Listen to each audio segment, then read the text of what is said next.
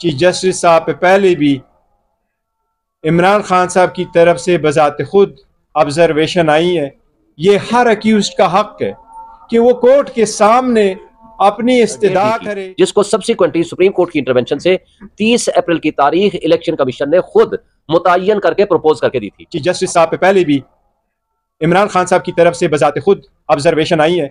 ये हर अक्यूज्ड का हक है कि वो कोर्ट के सामने अपनी इस्तदा करे। फरवरी का ऑर्डर आया है, ये हमारी पटिशन पे आया है, हमने और सुप्रीम कोर्ट बाद में ये पटिशन फाइल की है, जिसके ऊपर चीफ जस्टिस साहब ने 8 फरवरी की डेट कंफर्म कराई है। आज खुद उन्होंने बैठ के तारीख तब्दील कर दी और 8 अक्टूबर कर दी, जिसका उनको अख्तियार नहीं था। वो सुप्रीम कोर्ट में खुद लिख के दे चुके थे कि हमें कोई अख्तियार नहीं। मिलिट्री ट्रायल किसी भी सिविलियन का मिलिट्री कोर्ट में नहीं हो सकता।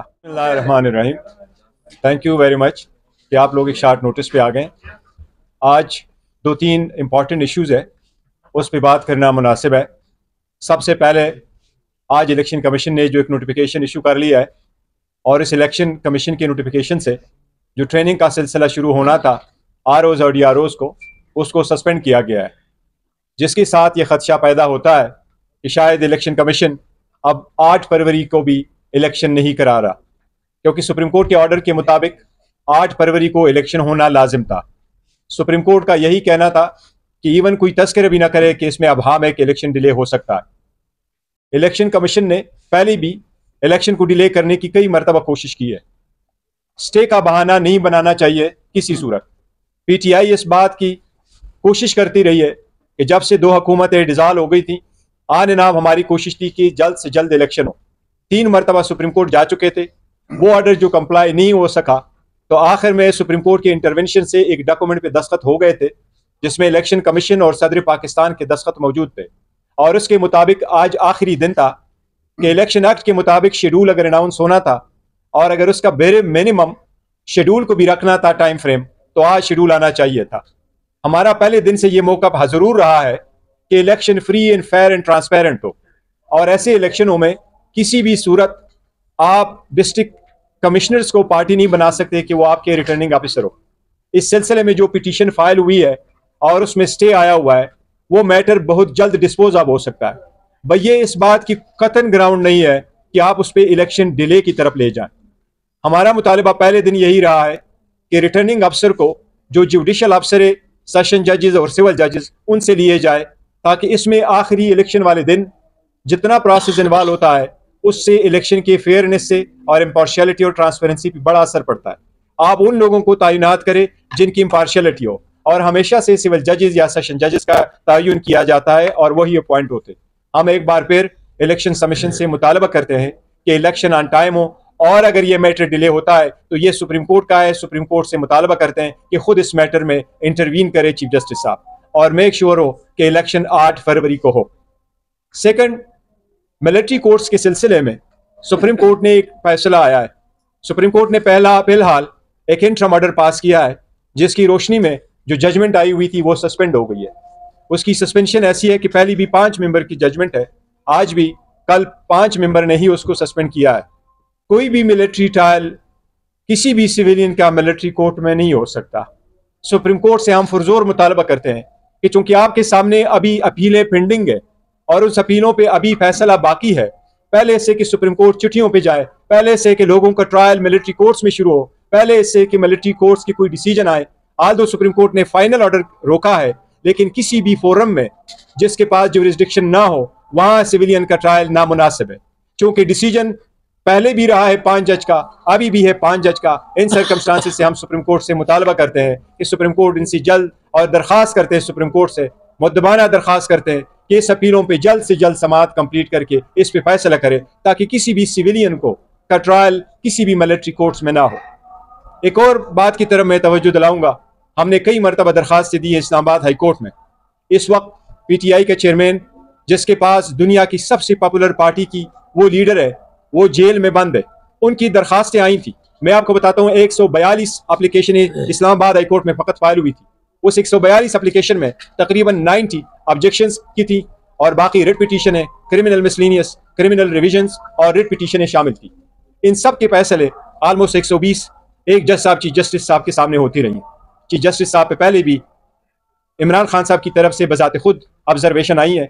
ये हर अक्यूज का हक है कि वो कोर्ट के सामने अपनी इस्तदा करे कि इस अदालत पे मुझे इत्मीनान नहीं है। अगर ये बात आ जाए तो ये 1960 से सुप्रीम कोर्ट का कहा हुआ कानून है कि वो किसी भी जज को कह सकता है कि बराह करम आप मेरा केस न सुने, मुझे आपसे इंसाफ मिलने की तवक्को नहीं है। ये किसी जज को अना का मसला नहीं बनाना चाहिए। आज फिर खान साहब की इंस्ट्रक्शन से हम मुतालबा करते हैं कि खान साहब के cases free and fair tribunal के सामने हों, जिसमें से जज साहब से हमारी दरख्वास्त है कि वो रिक्यूज कर ले। अब मैं रिक्वेस्ट करूंगा मेरे शेफ शाहीन साहब कुछ कहना चाहेंगे। आवाज़ आप तक पहुँच रही है? बस ठीक है। बिस्मिल्लाहिर्रहमानिर्रहीम।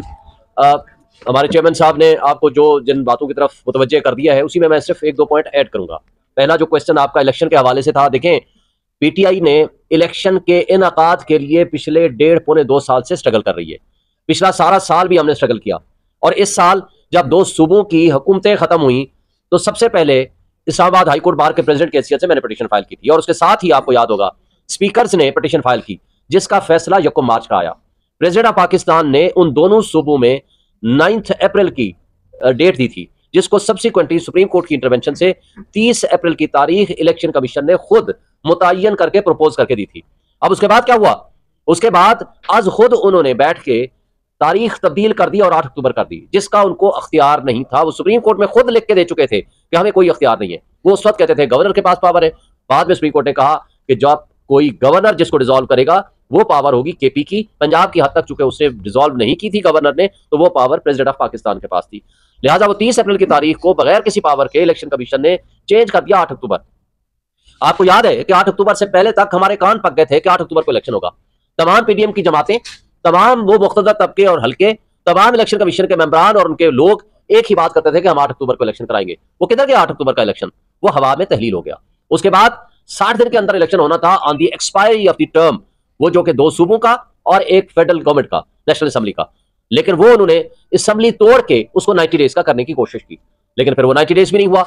फिर उन्होंने एक अपनी पावर ना होते हुए सीसीआई की एक मीटिंग बुला के, जो कि इलीगल नॉन कॉन्स्टिट्यूशनल थी, क्योंकि 2 सूबों के नुमाइंदे इलेक्टेड वहां नहीं बैठे हुए थे, क्योंकि पॉलिसी बनाना इलेक्टेड लोगों का काम होता है।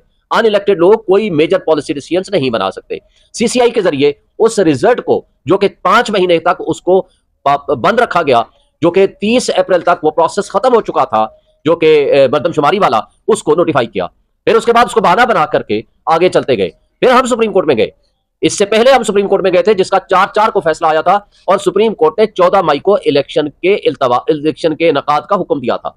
लेकिन बदकिस्मती से 9 अप्रैल को रियासती दहशतगर्दी के जरिए इमरान खान को उठा लिया गया, अगवा कर लिया गया। उसकी तफसील आपके सामने आ चुकी है।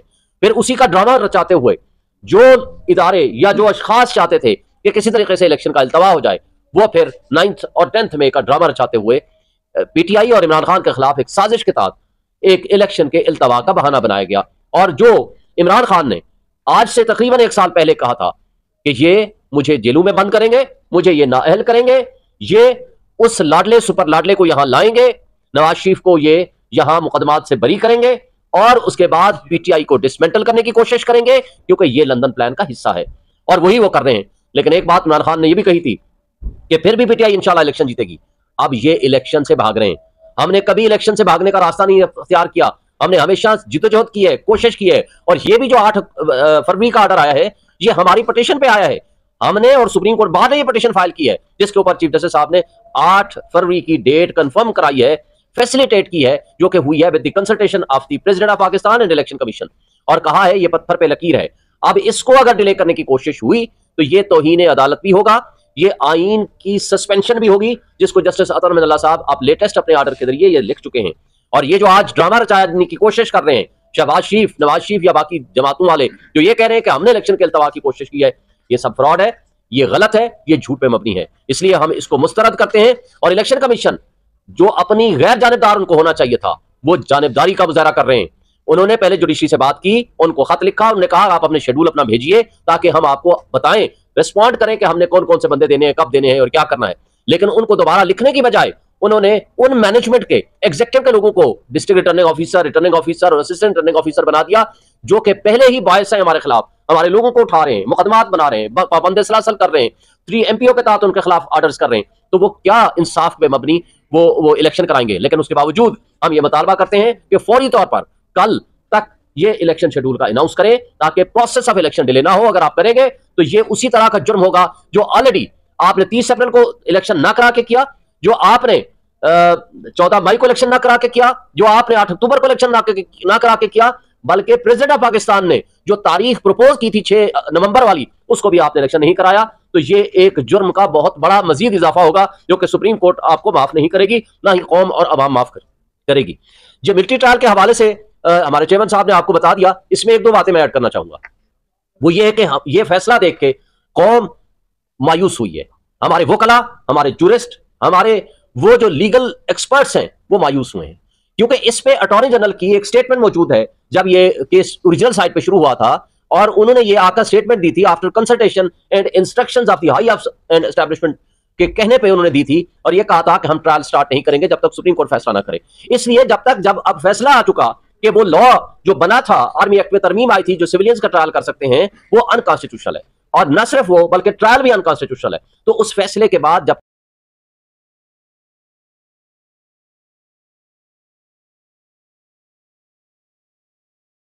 184(3) का केस नहीं बनता, जब ओरिजिनल साइट से कोई जज साहब अपनी ओपिनियन दे दे तो एपेलेट स्टेज पे उनको उस बेंच में नहीं बैठना चाहिए। फिर तीसरी बात, जस्टिस एजाजुल हसन साहब ने जो खत लिखा कि ये कमेटी का फैसला हुआ था, ये 7 मेंबर बेंच होगा और सीनियर मोस्ट जज साहबान उसमें शामिल होंगे। इसमें चीफ जस्टिस काजी फाहिद ईसा साहब को खुद इसमें इसकी सरबराही करनी चाहिए थी।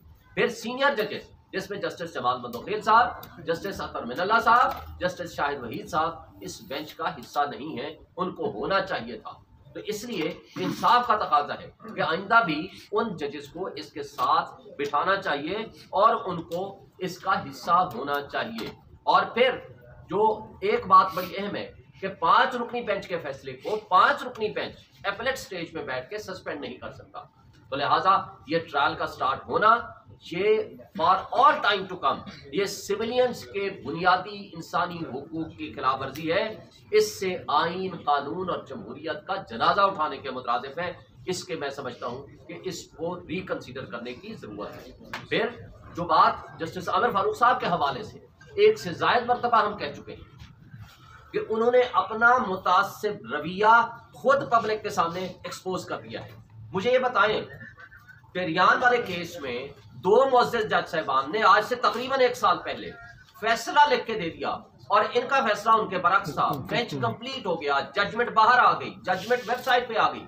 उसके बाद उसको रखना, उसको रिलीज ना करना, उसकी सर्टिफाइड कॉपी ना देना, ये जुडिशियल मिसकंडक्ट है, ये उनके तासुब को ज़ाहिर करती है।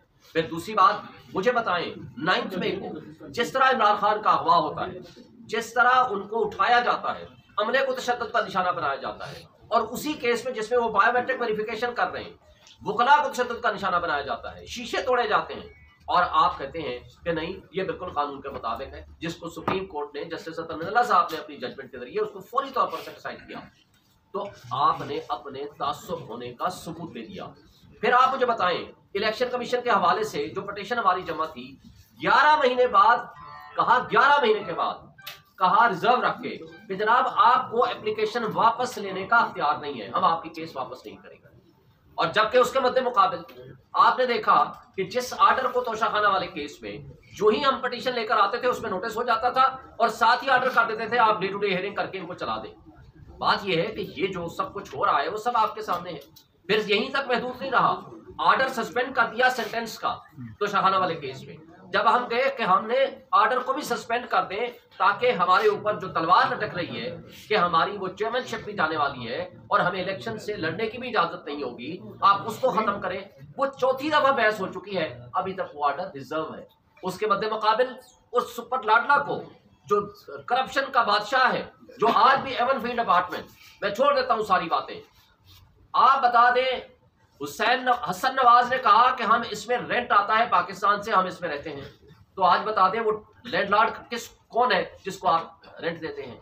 हुसैन नवाज ने आकर जियो के प्रोग्राम में आकर कहा जी अल्हम्दुलिल्लाह ये फ्लैट हमारे हैं और बेनिफिशियल ओनर मरियम नवाज है। फिर आज बता दें कि वो आज किसके हैं। फिर फ्लोर ऑफ द हाउस पे खड़े होकर नवाज शरीफ ने कहा कि ये है वो जराए और रसीदें जो मैं आपको पेश करूंगा जब सुप्रीम कोर्ट बुलाएगी। जब सुप्रीम कोर्ट ने बुलाया तो आप उसको कतरी खत लेकर आ जाएगा, जिससे आज भी आप वापस हो गए हैं। मुझे आज बता दें, 30 साल से आप और आपका खानदान रह रहा है, तो है किसके? आज भी पब्लिक के सामने आप ले आए उस सुपर लाडला को, जिस अंदाज से, जिस प्रोटोकॉल के जरिए और जिस तरह उनको ये बेनिफिट दिए गए हैं, ये इंसाफ और कानून का दोहरा मेयार है। मैं समझता हूं कि इससे हमारे इंसाफ का निजाम, कानून और आइन की बालादस्ती का कॉन्सेप्ट वायलेट हुआ है। अच्छा चेयरमैन साहब,